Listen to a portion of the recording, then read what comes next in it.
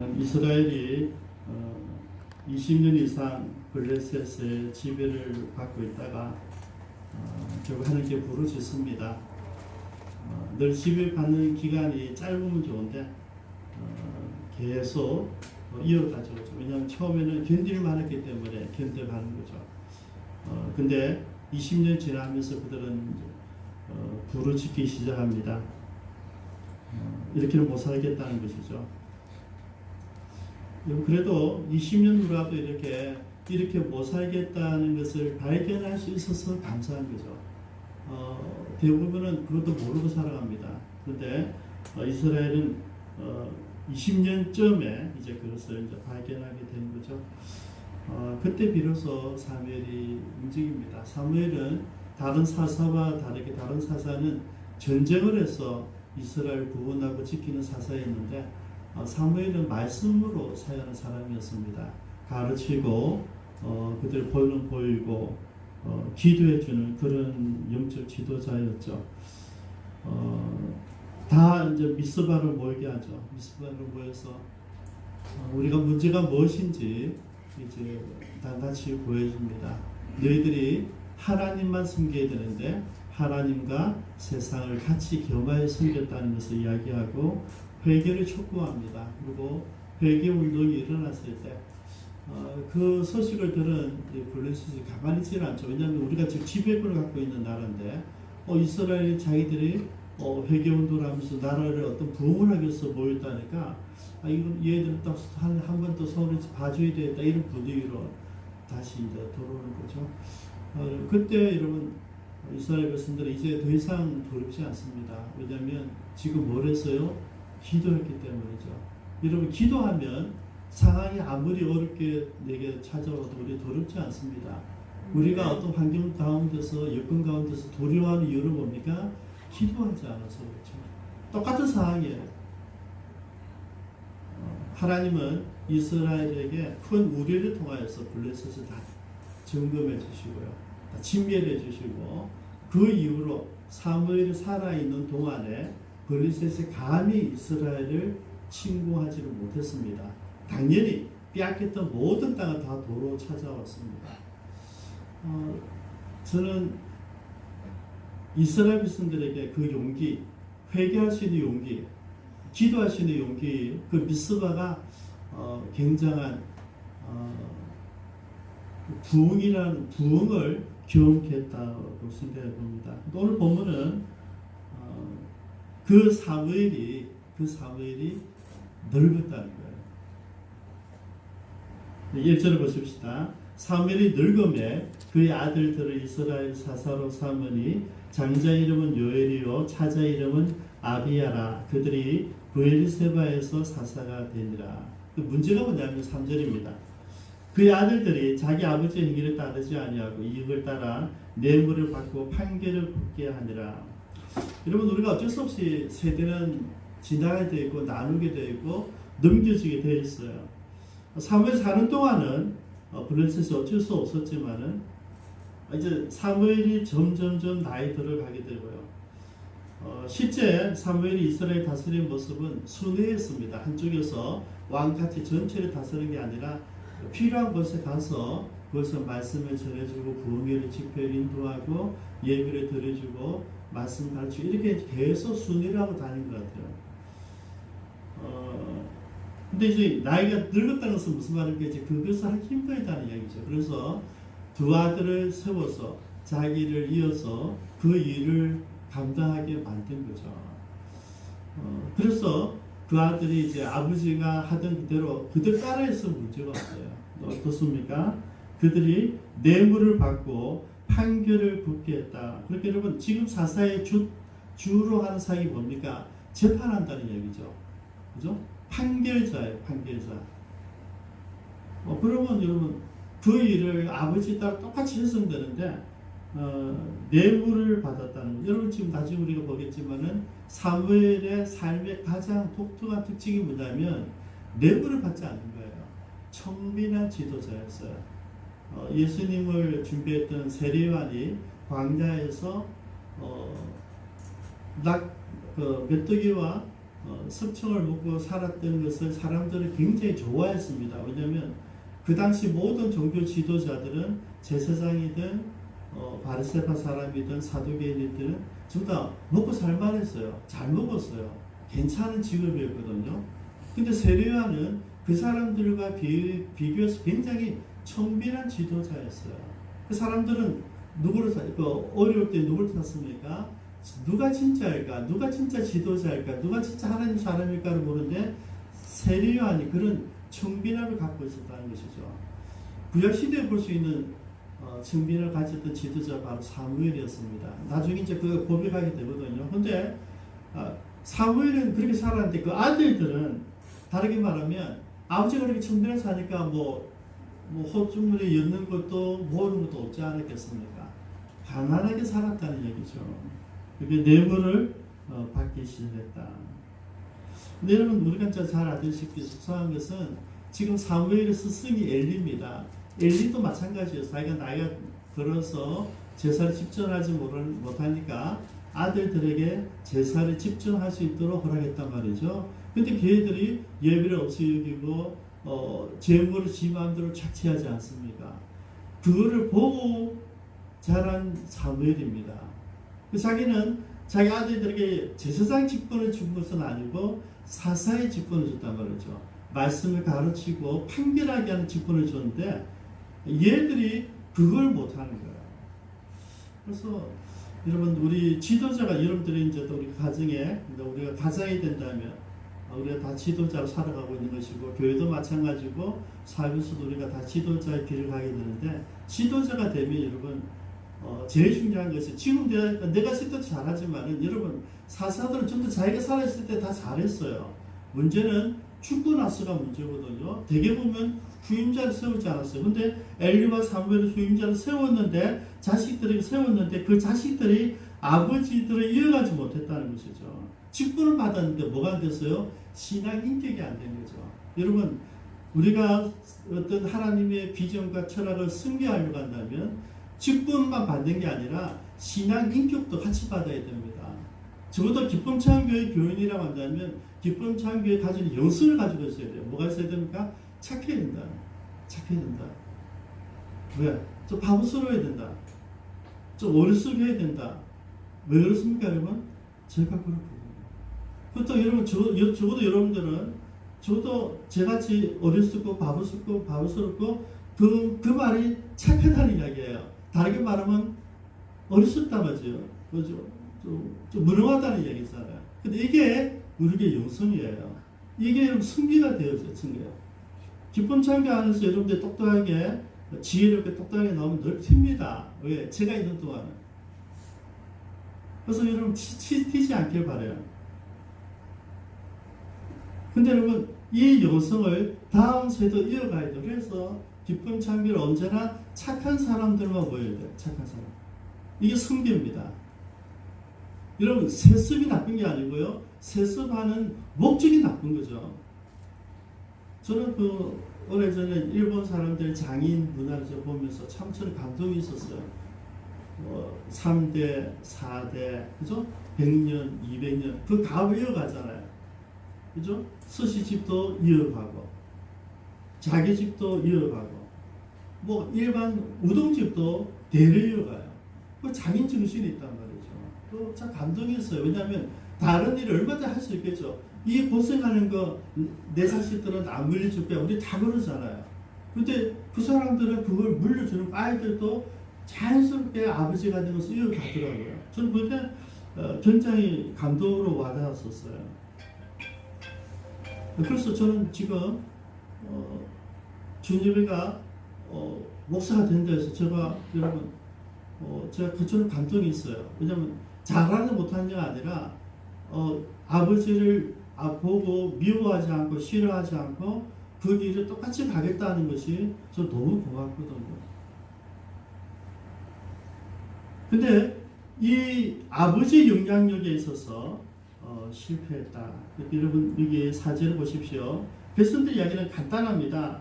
모든 장로들이 와서 라마인 사무엘에 가서 얘기합니다. 5절에 그에게 이를 때 벗어서 당신은 넓고 당신의 아들들은 당신의 행위를 따르지 아니하니 모든 나라와 같이 우리에게 왕을 세워 우리를 다스리게 하소서.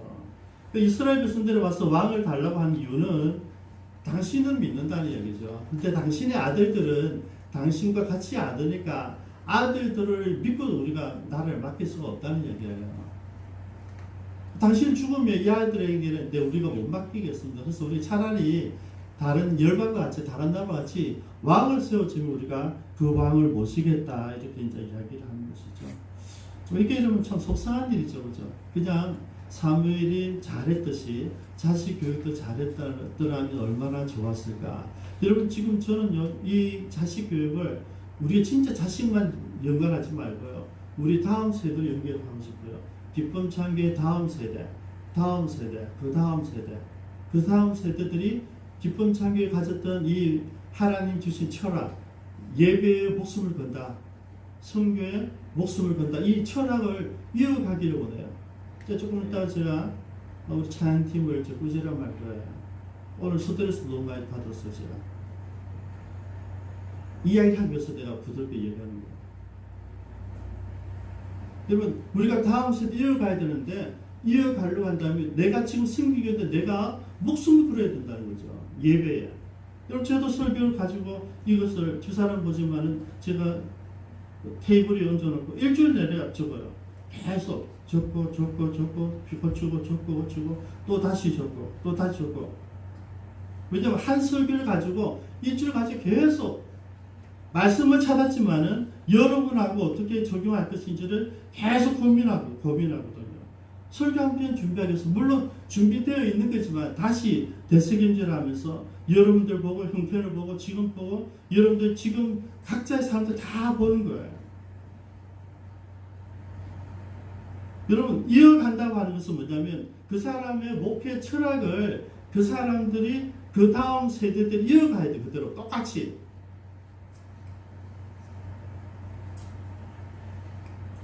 이어가지는 못했다. 그래서 제가 또 하나 적었어요. 왜 이어가지 못했을까? 지금 이 세대가 어떤 시대입니까? 사사시대다. 이게 참 속상한 일이죠. 여러분, 제가 여러분에게 늘 우리 교회 철학이 사사시대입니다.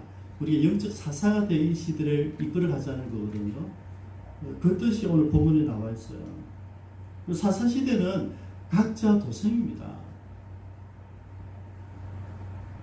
필요할 때마다 왕이 필요한 게 아니라 살다가 어려울 때 외직 서둘렀을 때 누군가 하나님께서 그 리더를 세워주면 그 리더를 따라서 그 전쟁을 이기고 나서 다시 자기 생활 돌아오는 거예요. 그러면 되는 거예요. 여러분 이게 좀 어려운 내용인데요. 예수님이 이야기했던 필요성 말씀드릴게요. 너희는 세상의 빛이라 세상의 소금이라 이야기해요. 너희는 세상 속에서 빛으로 소금으로 살아라. 이게 무슨 말입니까? 세상 속에 들어가서 빛으로 소금으로 영향력 끼치고 살아라는 이야기예요. 영향력 끼치고요. 근데 크리스찬들이 하나님 믿는 사람들이 세상에 들어가면 녹아버려. 실력으로 녹이는 게 아니라 영향력 있는 거 녹이는 게 아니라 그냥 부끄러워서 죽어버리는 거예요. 여러분 설모가 없어 발표해야 되는데 스스로 발표해버린다는 거죠. 여러분 하나님께서 출애굽 이후에 지금 400년째입니다. 400년째. 그리고 40년 동안 뭐 했습니까? 40년 동안 하나님이 하라는 대로 사는 방법을 배웠어요. 내가 연구하고 내가 계획하는 게 아니라 하나님께서 가라면 가고 서라면 서고 먹으라면 먹고 내뱉으라면 내뱉고 그 40년 훈련하고 가나안 때 들어와서 전쟁도 하나님 다 해주셨어요. 그리고 이제 350년이 지났습니다. 전체 400년 이르기까지 하나님께서 이제 이야기는 뭐냐면 훈련받은 것을 가지고 가나안 땅에 들어가서 이제 하나님의 사람으로 살아가라는 이야기였거든요.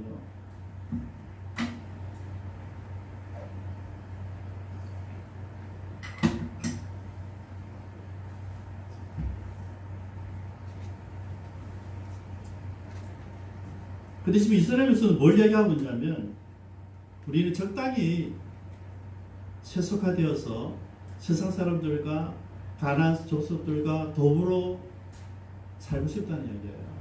그러니까 우리를 대신해서 전쟁에 나서주고 싸워주고 기도해주고 전도해준 사람을 세워달라는 얘기예요. 왕이라면 이런 거 감이 안 오시죠, 그죠? 우리는 내가 열심히 돈 벌고 세상을 즐기고 내가 예주일에 예배 드리고 헌금도 하고 그렇죠. 내가 세상에서 잘 먹고 잘 살 테니까 목사님을 세우고 선교사를 세우고 전도자를 세워서 우리 대신해서 신앙생활 해달라 이 이야기예요. 저 감이 오십니까, 여러분? 왕을 세워달라는 것은 나는 가만히 있고 대신해서 예배 드릴 사람, 대신해서 찬양 드릴 사람, 대신해서 헌신한 사람을 세워달라는 이야기예요.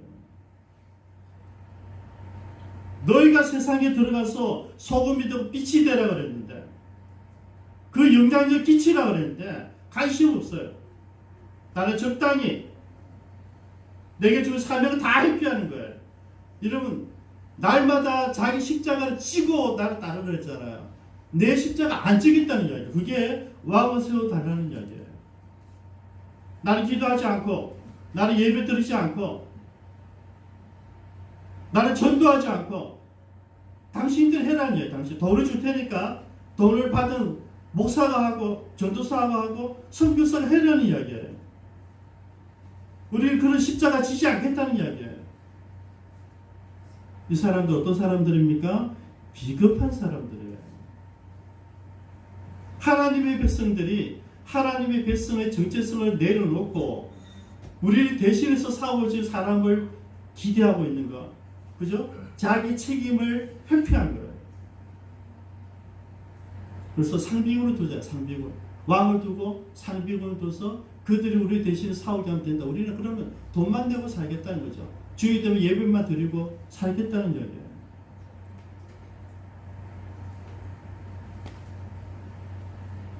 지난 주일날 남전생이 제게 문자 왔어요. 목사님 제가 지각인데요. 차인TV 습관 말까 이거 묻는 거잖아요. 서지 마라 그랬어요. 지난 주에 여기 앉았어요. 저에게 물어보면 답은 똑같아. 서지 마. 준비 안 된 거, 지각한 거 그것도 잘못이야. 서지 마. 악기 준비 안 된 거, 튜닝 안 된 거 하지 마라는 이야기예요. 그게 안 되면 덜 죽어야 돼요. 9시 반도 안 되면 9시, 안 되면 8시 반. 연습을 충분히 하고, 그리고 기도도 충분히 하고, 그 다음 10시부터 10시 반까지는 튜닝하는 시간이에요. 실제 집회를 인도하면서 일어날 일들에 대한 기대감, 하나의 임재를 기대하고, 기도하면서, 여러분 찬양팀의 노래 똑같이 부르면서 기도하는 시간이에요. 10시부터 10시 반까지는 연습하는 시간이 아니고, 튜닝하는 시간이에요. 하나님과 내가, 하나님과 찬양팀이 튜닝하는 시간이에요. 그 이전에 연습은 끝이 나야 된다. 기도도 그 이전에, 연습도 그 이전에.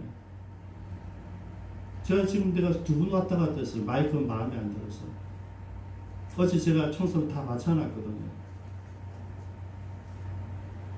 습기 때문인지, 사람 숫자가 작아져서 그런지, 어제는 사람이 없을 때 마쳤기 때문에 사람이 있어서 그런 건지. 제가 2분 나갔다 왔잖아요. 그래서 제가 오늘 강하게 부지런하지를 못하는 거죠. 내 마이크도 내가 제대로 못했구나. 어제 맞춰놨더니 믿은 거죠. 근데 맞추는 게 사람이 없을 때 맞췄으니까 제가 어제 만드는 그 음향이 아닌 거야, 지금. 여러분, 하나님께 우리가 드린다고 하는 것은, 예배 드린다고 하는 것은 뭐냐면, 내가 가진 최선을 드리는 거예요. 여러분, 최선이 아니면 드리면 안 됩니다, 여러분. 사람들이 이래요. 목사님은 참 전문가도 아닌 청년들 데리고 집회 다니는 거 신기한 게 아니라 여러분, 사람들이 헌신되어 있기 때문에 그 헌신됨을 갖고 다니는 거예요. 저는 우리 찬양팀이, 여러분, 제가 여러분들에게 늘 좋게 이야기해도 여러분들은 실력을 갖춰야 돼요. 날마다 연습하고, 안 되면 전문가를 불러서 배워야 돼요. 여러분, 여러분들이 보면 악기를 만들어. 악기도 안 맞춰져. 더 안 되면 보컬도 안 맞춰. 여러분, 10시부터 10시 반까지는 이거 튜닝하는 시간이에요. 그 이전에 모두 끝나 있어야 돼요. 하나님과 튜닝하기 전에 나와 우리 팀의 튜닝이 일어나야 된다는 거죠. 이게 없으면 앞으로도 없어요. 누구든지 들어도 목사님이 말씀 안 하니까 그 가는 거죠. 근데 여러분 우리 음악의 책임은 조영훈 집사님에게서요. 조영훈 집사님 책임을 져야 돼요. 왜냐하면 더 일찍 와야 돼요. 음악하는 사람들이 안 오면 모든 게 안 돼. 리더도 일찍 와야 되면 음악 감독하는 사람 더 일찍 와야 돼요. 늘 더 일찍 와서 더 기도하고 모든 사람 악기를 다 맞춰줘야 되죠. 그죠? 그거는 음악 담당이 해야 돼요.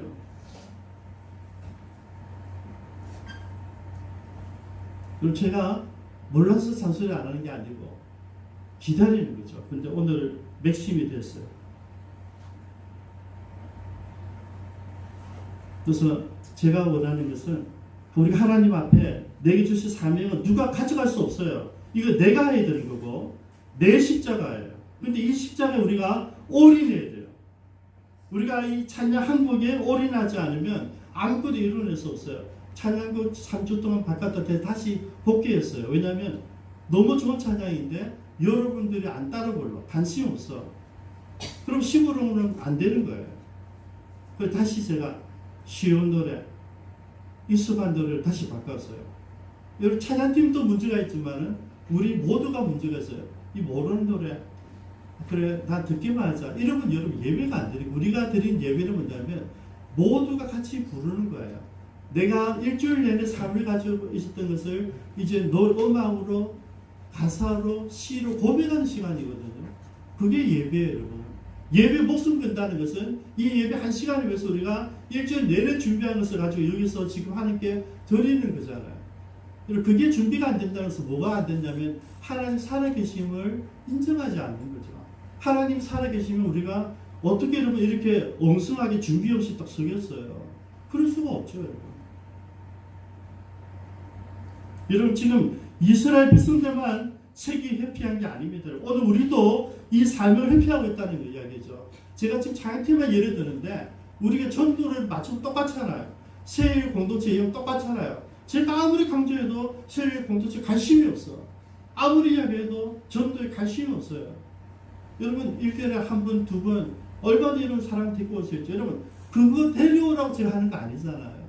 데려오기 이전에 6개월 동안 그러면서 기도하고 만나고 교제하고 크리스찬의 삶이 무엇인지 보여주라는 이야기죠. 데려오는 게 목적이 아니라 그 이전에 삶을 드리라는 이야기예요. 전도 이전의 삶. 여러분 찬양 이전의 찬양을 드리란 말이죠. 오늘 이스라엘에서 그거 안 하겠다는 거죠.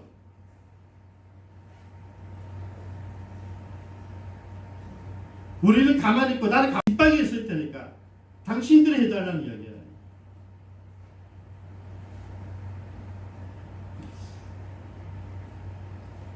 근데 여러분 더 놀란 게 하나 있어요. 7절입니다. 여호와께서 사무엘에게 이르시되 백성이 내게 한 말을 다 들으라.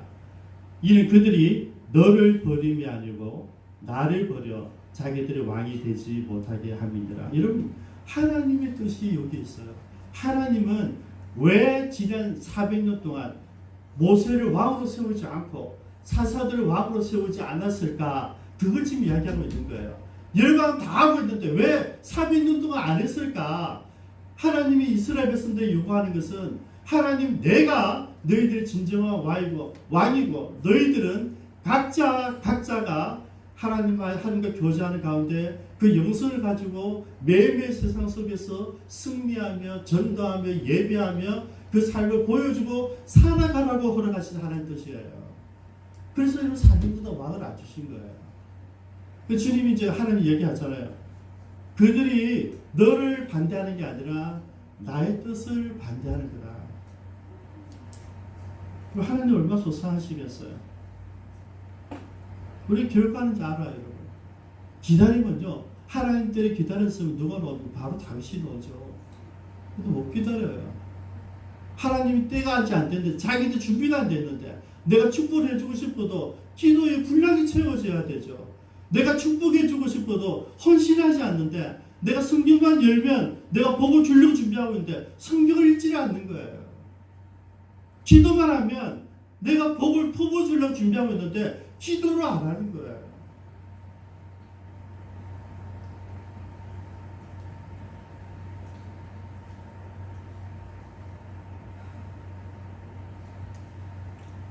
하나님은 그들에게 다 허락하시는 대신 하나님도 까칠하셔요. 그죠? 대신 가르치라. 뭘?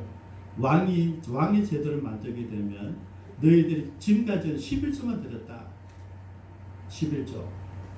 근데 이제는 나에게 11조 드리는 만큼 왕에게도 11조 한 번 더 드려야 된다. 그리고 너희 아들들은 전쟁에 나가서 죽을 수도 있다. 너희들이 안 나가겠다면 너희 자식들이 대신 나가야 된다.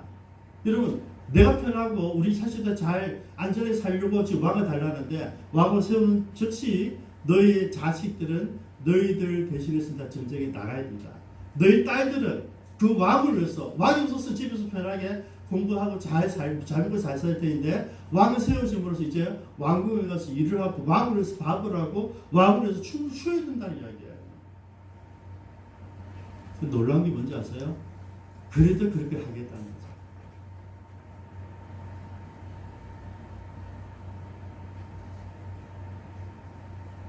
여러분 조금만 기다렸으면요 하나님의 마음에 합하는 사람 다윗. 여러분 하나님은 아시고 계시거든요. 그래서 이스라엘에서 이렇게 했을 때 이미 뭡니까? 누가 있어요? 다윗이 있잖아요. 기다리면 된단 말이죠. 근데 설쳤어요. 설치니까 할 수 없이 급조되게 세워진 사람이 불쌍한 나왕 사울이에요. 그냥 기다리면 이삭이 나오는데 우리를 못 기다려요. 그죠? 우리 마음대로 만들어버려 이스마엘을. 오늘 저는 말씀을 가지고요. 우리는 사사로 살아가야 된다. 저와 여러분들은 목사니까 저렇게 살아야 게 아니고요. 하나님의 이야기는 목사가 아닙니다. 우리 모두가 각자가 목사처럼 더 쉽게 말하면 예수님처럼 살아가야 된다는 이야기예요. 그것도 우리를 부르셨단 말이죠. 하나님 자녀들처럼 살다가 하나님의 말씀을 전하는 전도자로 살아라는 이야기예요. 여러분들 그냥 가족도 주신 게 아니고요. 그냥 친구도 주신 게 아니고요. 여러분들이 만나 하나님 그들에게 가족들에게 전하고 친구들 전하라고 나에게 복음을 주셨단 말이죠. 우리는 그걸 내만 즐기고 살아요. 여러분 지금 철로일전은 영화 나와서 한번 보십시오. 책도 이런 거 보셨습니까? 크리스찬의 약점은 그냥 집만 잘 믿는 거예요. 집만 복받고 집만 천국 가는 거죠. 욕도 없잖아요. 너 가족은, 너 아버지는, 너 형제는, 너 친구들은. 여러분 우리는 이 두 번째 이야기를 들어야 돼요. 저와 여러분들 지금 내가 하나님과 나의 관계는 민감하게 잘 오셨다고요. 그런데 하나님 이야기는 나와 우리 관계 여기로 끝나는 게 아니고요. 내가 너를 만난 것은 그죠? 이제 너는 너의 주변에 있는 모든 가족들, 모든 오인거수들에게 내가 살아있다고 하는 것을 전하라는 이야기죠. 오늘 이스라엘이 왕을 달라고 하는 것은 자기 각자가 그렇게 전도하며 살아야 되는 일을, 각자가 가정을 지키기 위해서 전쟁에 나가야 되는 일을 이제는 하기 싫다는 이야기예요. 대신 세워달라는 거예요. 여러분 대신 세워주면 죽는 겁니다. 그죠? 여러분들 가만히 있고 목사님이 전도해 주세요. 다들 그래요. 여러분 그렇게 말하시면 안 됩니다. 여러분. 저는 제대로 할 것이고요. 여러분들은 여러분 주신 삶을 그대로 살아가셔야 돼요. 기도하겠습니다.